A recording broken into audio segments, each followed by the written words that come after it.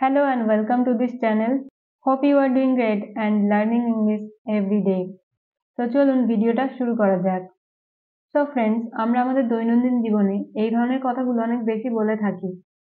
যেমন, প্রথমে তো আমার কথা শোনো, প্রথমে তো তাকে বলতে দাও, প্রথমে তো আমাকে যেতে দাও। এই ধরনের বাক্যগুলো আমরা সহজে তো বাংলাতে বলে দিই, কিন্তু ইংরেজিতে কিভাবে বলতে হয় চলুন শেখা যাক। এই ধরনের বাক্যগুলো বলতে হলে স্ট্রাকচার হবে first of all plus sentence. Sentence কিন্তু সিচুয়েশন অনুযায়ী আলাদা আলাদা হবে। তো চলুন এবার কয়েকটা এক্সাম্পল দেখা যাক। ফার্স্ট ওয়ান ইজ, প্রথমে তো আমার কথা শোনো। এই বাক্যটার ইংরেজি হবে first of all listen to me. First of all listen to me.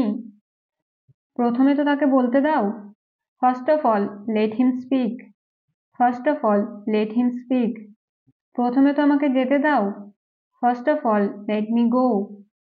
First of all let me go. প্রথমে তো এই ভিডিওটা লাইক করো। First of all like this video.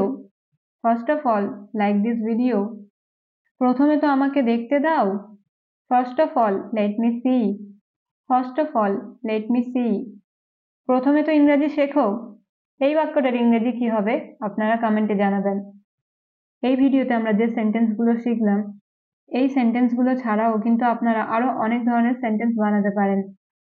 তো চেষ্টা করুন এই স্ট্রাকচার ইউজ করে আরো বেশি বেশি সেন্টেন্স নিজেরা বানিয়ে প্র্যাকটিস করার। So that's it for the video. আবার একটা নতুন ভিডিওর সাথে দেখা হবে। Till then stay happy and keep learning.